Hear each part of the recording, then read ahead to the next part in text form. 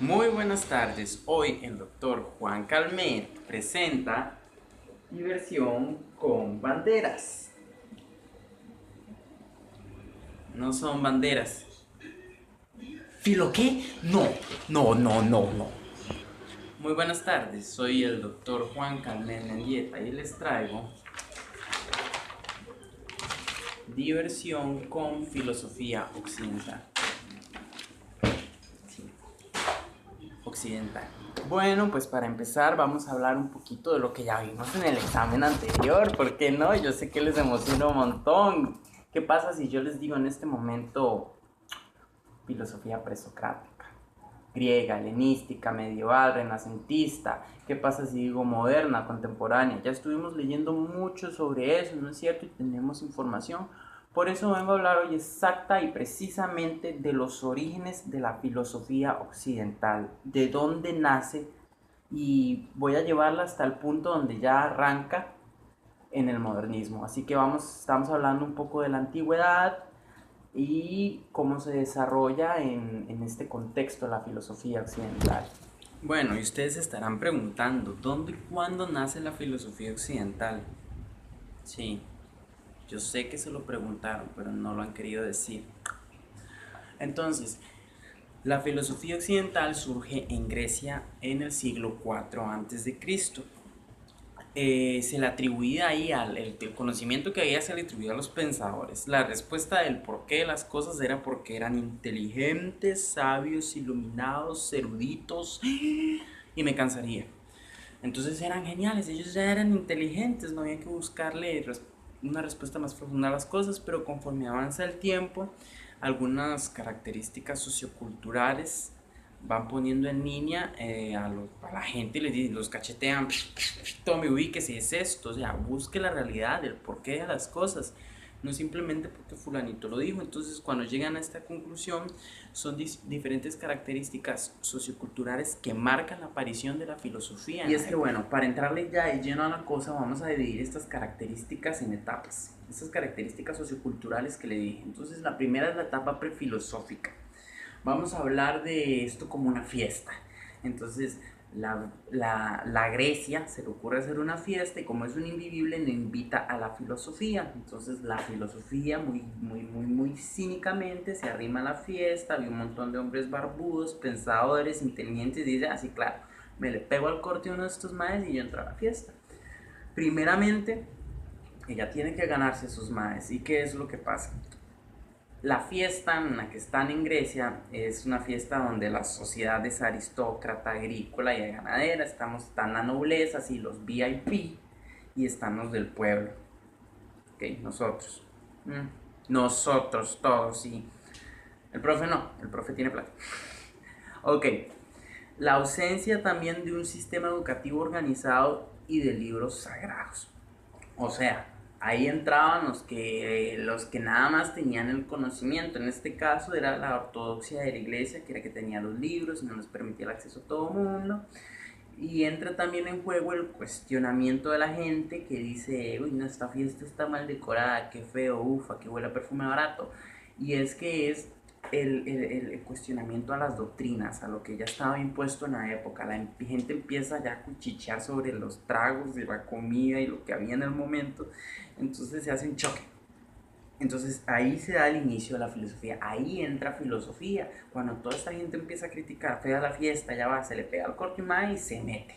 Entonces cuando ella ya está dentro de la fiesta, la gente dice, opa, opa, opa, ¿y esta chica quién es? Grecia, que se ha creído, que no la ha presentado. Entonces vamos a ver qué es lo que pasa en el transcurso de toda esta fiesta, de principio a fin, a ver cómo termina el reventón de filosofía. Puchis, puchis. En lo bueno, la filosofía tiene sus traguitos, listo, tapis, tapis. Entonces, ya para en ese entonces ocurre un movimiento colonizador, que ese fue el boom de la filosofía, ¿verdad? Y eso fue lo que la aprendió. Entonces, este movimiento colonizador se da en Asia Menor, hacia ahí se dirige. Todo lo de Grecia, pensadores de Grecia se dirigen hacia allá y se dan cuenta que dentro de esta otra cultura hay prosperidad económica, hay desarrollo artesanal, hay regímenes políticos flexibles, Entonces ya saben, la fiesta era un boom, tragos full, Baileys, fino, el desarrollo artesanal, ya saben, decoración preciosa. Entonces, a partir de ahí se hace una apertura de las civilizaciones orientales y estas aportan nuevas ideas y conocimientos. Aquí se da lo que es la relativización de la propia cultura, porque toman ideas pues de Asia Menor y las incorporan a las de ellos. Entonces ya se da una mezcla ahí sádica de lo que estaba pasando. Ahora que ya sabemos que la filosofía andaba en un montón de reventones y todo esto, vamos a hablar un poco de los conceptos de la época, lo que es la transición del mito a logos. Entonces, ¿qué es mito? Mito era un conjunto de narraciones e historias tradicionales escritas por los poetas Homero y Hesíodo. Estos textos tenían algunas características y es, por ejemplo, explicación total a todo, para los fenómenos, para los dioses, siempre había un porqué, una explicación. Y luego está la personalización de los seres, los fenómenos y la naturaleza. ¿A qué vamos con esto? A que los dioses eran los que provocaban los truenos, los desastres, pero estas explicaciones no tenían ciencias. O sea, vemos que se fomentaba la explicación total, pero personificando. Entonces, esto hacía que realmente quedara como en duda qué estaba pasando en la época. Con respecto a esto, luego tenemos que los mitos se crean y se mantienen. Eh, y esto es porque, digamos, lo que decían en la época, papá se lo pasaba al hijo y el hijo a sus hijos y así, entonces era tradición, era lo que había y ahora vamos a presentar a Logos. Logos solo tiene una cosa en común con el mito y es que Logos busca una explicación total para todo. Eso es lo único. A partir de ahí, Logos hace la división entre la arbitrariedad de la naturaleza y lo hace una necesidad. Entonces, aquí ya no es simplemente explicar las cosas porque un Dios lo dijo. Se trata de buscar la explicación y que esa explicación sea creíble con argumentos que sean racionales. Entonces, podríamos hablar del mitos como la etapa precoz y fea cuando la filosofía era toda espinilluda y nadie la quería. Y de logos como la adolescencia, ya cuando se pone así, curvitas, ya, ¿entiendes? Desarrolla por allá las gemelas y toda la vara. Entonces, podemos verlo así, porque realmente el transcurso del mitos a logos fue eso, fue como la transición que tenemos de esto, de niños a adolescentes. No se hizo de un solo, del día a la mañana los pensamientos no los modificaron. Entonces, muchas veces durante el transcurso y la adaptación de estas ideas se combinó el mitos con el logos. Algunos filósofos hacían eso pues para ejemplificar sus ideas. Ahora, es necesario que hablemos qué pasó en este transcurso de mitos y logos, porque estamos hablando de los orígenes. Entonces, ¿de dónde viene todo eso? Pues como se dijo antes, ya aquí ya no era, ¿cómo explicar? Ya no era decir las cosas pasan porque sí, sino era que decir las cosas pasan porque es necesario que pasen. Entonces aquí ya los filósofos se ponen a pensar ya un poquito más a fondo y lo que llegan a encontrar es que las cosas pueden llegar a tener una esencia. Percibimos las cosas con los sentidos, las tocamos, las manoseamos, las pervertimos, pero eso es lo físico. ¿Y qué pasa con el alma? Y el amor y la esperanza y todas esas cosas que nos hacen llorar. Y es que vamos a eso. Necesitaban encontrar la esencia de las cosas, lo permanente, lo que son realmente las cosas. Entonces los sentidos no nos permitían apreciarlas bien de esa manera. Entonces voy a poner un cuadro para que entiendan un poco más la idea de cómo veían los filósofos esto en su época. De filo con la filosofía presocrática.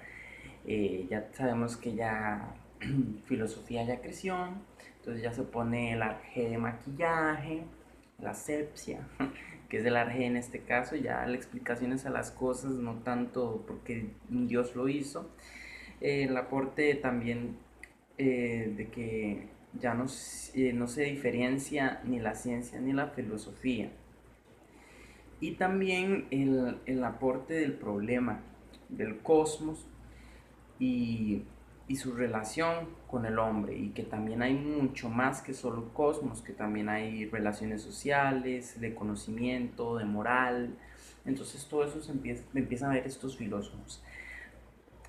Los filósofos de la época presocrática, ya con los que ya se empieza a divertir filosofía, Suripántula, esta Suripántula entonces los divide en dos grupos, los selecciona ella para casarlos. Están la filosofía presocrática anterior a Parménides y la que está después.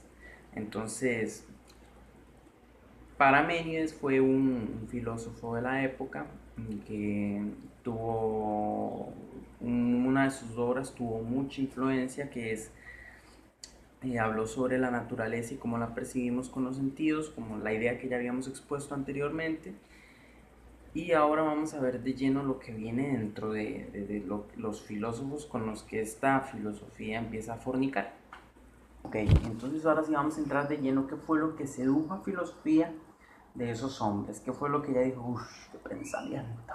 Entonces, primeramente tenemos esta etapa que es la filosofía presocrática anterior a Parménides, y también tenemos dentro de esto lo que es la escuela de Mileto.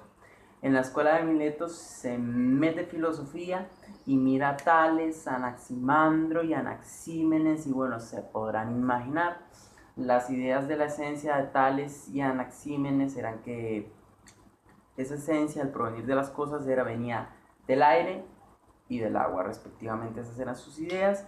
Y Anaximandro decía que era el apairón, que era una sustancia indeterminada e infinita, la que componía todas las cosas. Entonces, ya para finiquitar esta larga charla, podemos hablar de la etapa presocrática después de Parménides, donde podemos decir que él ya no se habla en esta época de una sola sustancia, del monismo, de que no solo de un solo principio surgen las cosas, ya eso queda obsoleto y pasan a pensar que el pluralismo es la base de todo, que son varios principios los que inician el universo.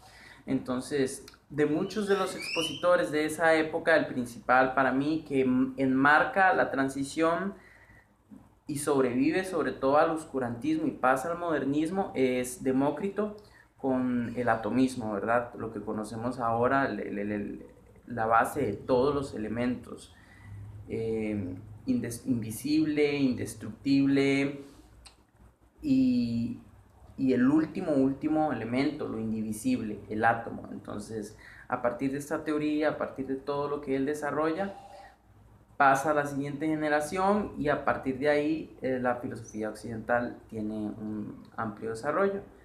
Entonces vemos ya aquí cómo se finaliza lo de los orígenes, se constata la existencia y se desarrolla mucho más adelante en las siguientes etapas que ya hemos estudiado en las lecturas. Una vez más, muchas gracias por su atención y espero verlos en otro video.